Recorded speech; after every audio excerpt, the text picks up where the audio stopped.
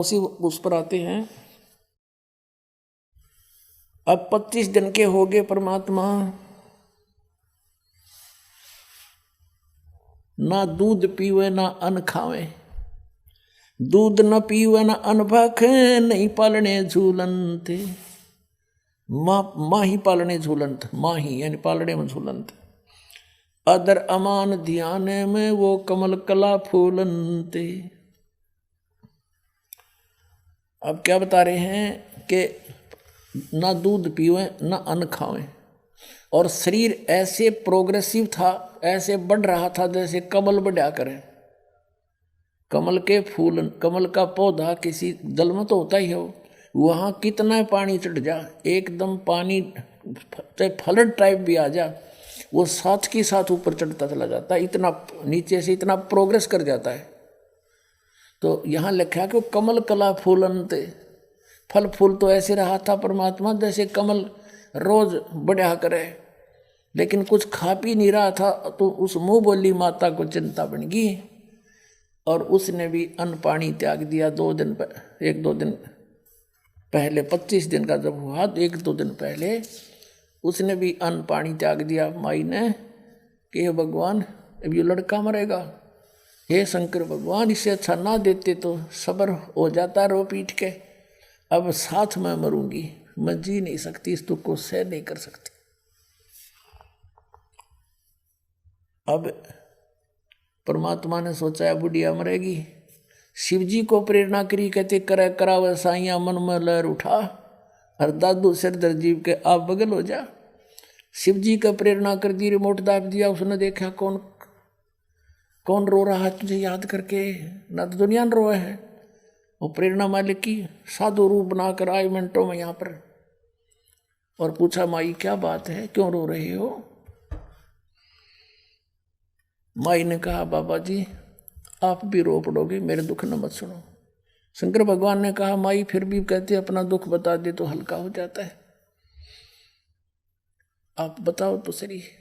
फिर उसने सारी कथा बताई कि हम निसंतान थे, एक दिन भगवान शंकर को याद किया था सच्चे दिल से, मेरे मालिक ने कमल के फूल पर एक बालक दिया था। अब 25 दिन हो गए, ना कुछ खाता ना पीता। अब यही प्रार्थना कर रही हूँ कि या तो मुझे ये देना नहीं था भगवान, अब ले क्यों रहे हो। अगर यदि ये मर गया तो साथ ये प्राण साथ जाएंगे आज मेरे, मैं नो रो रही हूँ। तब शंकर भगवान ने कहा साधु वेश में कि दिखा माई तेरे बेटे को। वह लाई उठा के और सोचा महात्मा के चरणों में डाल दें, कुछ ये दुआ दे दें, आशीर्वाद दे दे, यो रोटी कुछ खा ले मेरा पुत्र। कबीर परमात्मा को नीचे डालना चाहा, चरणों में साधु रूप खड़े शिव जी के, वहाँ से माई के हाथ से उठा और शिव जी के सिर के बराबर पैरेलल हवा में स्टेबल हो गया परमात्मा, छोटा सा बालक। और जब शिव जी ने ऐसे हाथ किया तो उसके हाथों में आ गया गोदी में, और कहते नजर नजर से मिल गई जब किया ईश प्रणाम। और शंकर भगवान की दोनों की आपस में जब नजर में नजर मिली, जब कहा कि ये कहा माई यू बालक मरण का कोनी, इसकी तो रेखा बता रही है तो बहुत लंबी आयु है इसकी। अब वह माई ने बोली बाबा जी यीशु की सांत्वना का मेरे असर ना हो, अब मेरा तो मैं तो जब मानो जब ये दूध के में पी खा लेगा। तब परमात्मा ने कहा शिव जी एक कुंवारी गाय मंगा ले और उसके कमर पे हाथ रख देना, वह दूध देवेगी। उसी समय ऐसा ही किया गया, नीरू को बुलाया, नीरू भाग कर लाया, एक कुंवारी गाय लाया जिसने कभी टच भी ना की हो सांड ने उसको। कुंवारी तो आम आदमी समझता है गाय। वो बछिया लेकर आए, शंकर भगवान ने थपकी मारी, वह दूध देने लागी, अपने आप स्वतंत्र चल पड़ा। कोरा बर्तन लाए थे, मंगाया था कुमार से, वो नीचे रख दिया धो के, वो भर गया, जब आप पर बंद हो गया। और कहा माई अब ले। तो परमात्मा ने गट गट दूध पिया, जब उसका सब्र हुआ। बोलो सतगुरुदेव की जय।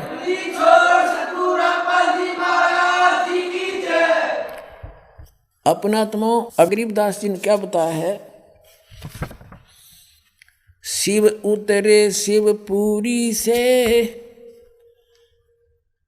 अवगत बदन बिनोदे, महके कमल खुशी भये, लिया ईस को गोदे। उस परमात्मा को अपनी गोदी में ले लिया कबीर भगवान को।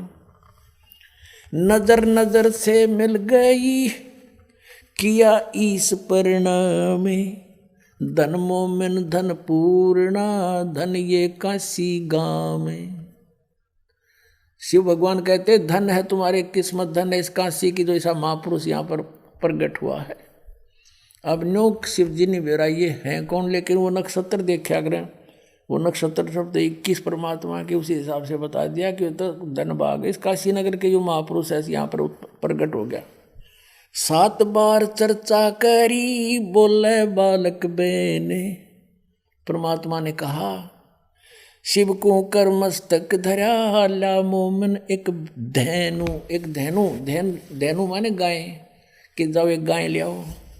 अन ब्यावर को दूहत है, दूध दिया तत्काल, और पीवे बालक ब्रह्म गति, ता शिव भय दयाल। अब ये तो गरीबदास जी ने क्लियर किया है कि वो कौन था संत रूप में, शिव जी थे, और यही प्रमाण था कबीर सागर में। लेकिन कबीर पंथियों ने, ये काल के दूत आगे बीच में, इन्होंने इसमें कुछ परिवर्तन कर दिया जो उनका समझ बाहर होगी बात, उसको अपने हिसाब से काट पीट के लिख दिया। लेकिन फिर भी सच्चाई बच गई, थोड़ी सी झलक बची हुई है सच्चाई की। अब उसकी पूर्ति के लिए परमात्मा ने, कबीर परमेश्वर ने कहा है कि गरीबदास के द्वारा मेरी महिमा की वाणी प्रकट होगी, और उसकी पूर्ति के लिए परमात्मा ने गरीबदास जी में वो पूरा ज्ञान फीड कर दिया जो गरीबदास जी ने क्लियर किया। अब जला दिखाते हैं आपको एक झलक। अब कबीर सागर में दिखाते हैं उस परमात्मा की 600 वर्ष पहले की हुई लीलाएं, और आज वेद बताएंगे वही है भगवान। देखिएगा कबीर सागर, ये है कबीर सागर, खेमराज श्री कृष्ण दास मुंबई से प्रकाशित।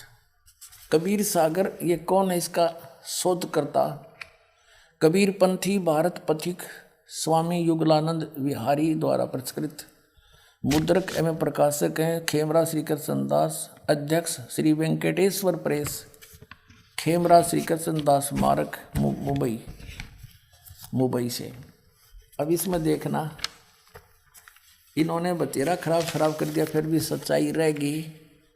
ज्ञान सागर और पृष्ठ 72 पे, जब बच्चा मिल गया उसको, सुन दुल्हा बन भयो आनंदा, जिमी चकोर पायो निश्चंदा, ले सुध चले हर्ष मन कीन्या, तासो पुन असबोल ही दीन्या।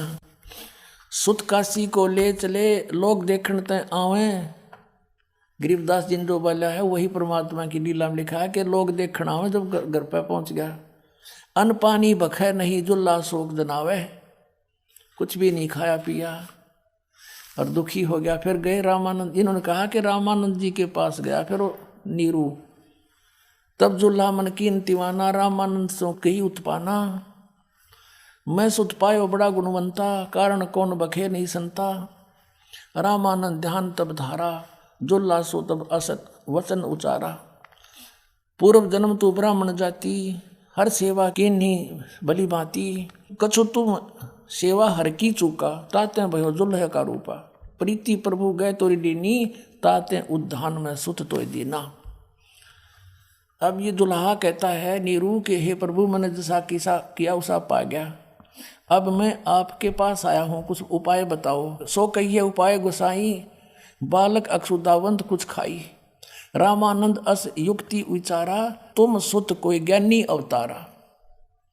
अब जिसी बुद्धि थी रामानंद की, कहे तेरा पुत्र जो है कोई बड़ा विद्वान पुरुष है, और बछिया जाही बैल नहीं लागा, और सोले ठाड करते ही आगा। एक बछिया ले आओ जिसको बैल ने कभी टच ना कराया हो, अर्थात कंवारी बछिया जाही बैल नहीं लागा, सोले ठाड करते ही आगा।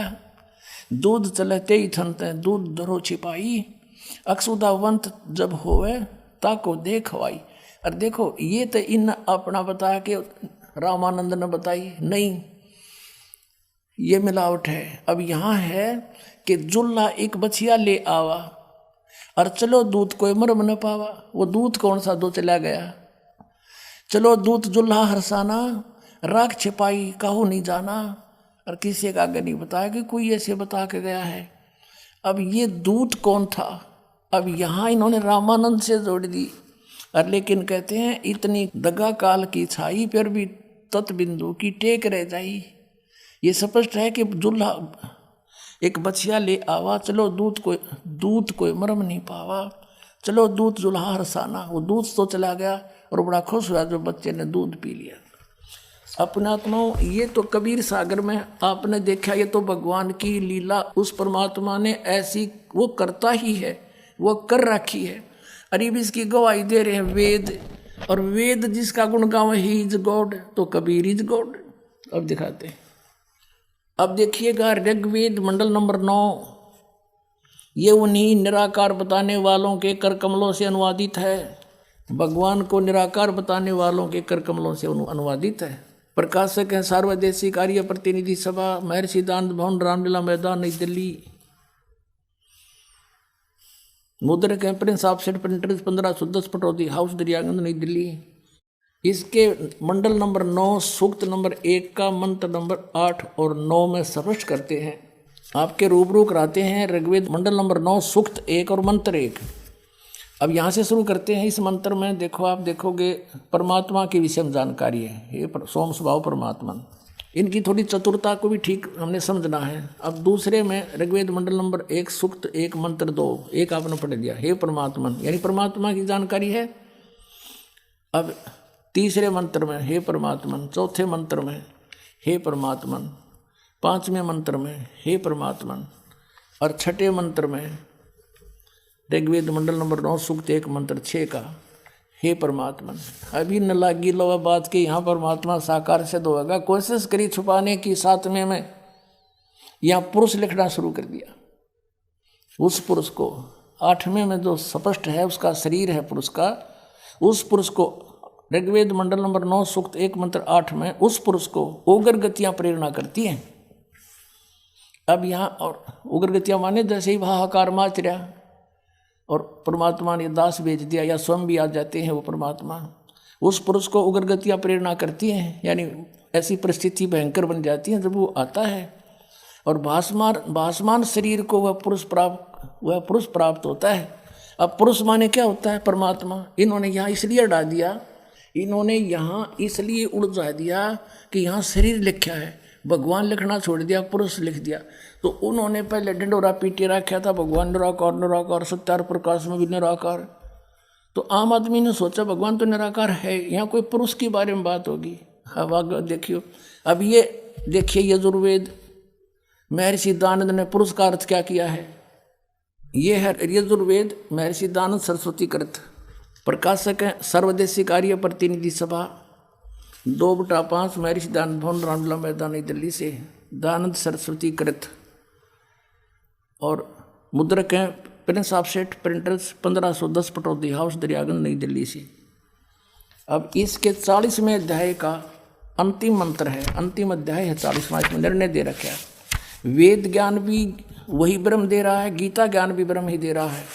अब यह है 44वां अध्याय, 40वां अध्याय यजुर्वेद का, और यह 17वां मंत्र है।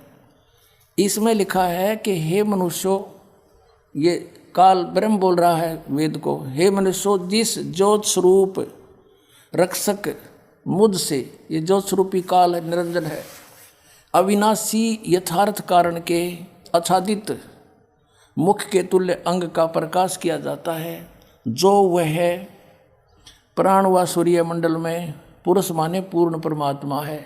वह तो परोक्ष रूप है, वह तो गुप्त है, पुरुष माने पूर्ण परमात्मा। हो गया सिद्ध। अब हम आते हैं ऋग्वेद में, देखिएगा वही ऋग्वेद मंडल नंबर 9 जो अभी आपको दिखाया था, ये यहाँ से प्रकाशित है और ये इसके मुद्रक हैं। ऋग्वेद मंडल नंबर 9 सूक्त नंबर 1 और मंत्र नंबर हम 8 पा गए। यहाँ इन्होंने पुरुष लिखना शुरू कर दिया बात को उलझाने के लिए। तो उस पुरुष को, उस पूर्ण परमात्मा को, पुरुष माने हो गया पूर्ण परमात्मा, उग्र गतियाँ प्रेरणा करती हैं भासमान शरीर को, वह पुरुष व परमात्मा पूर्ण ब्रह्म प्राप्त होता है।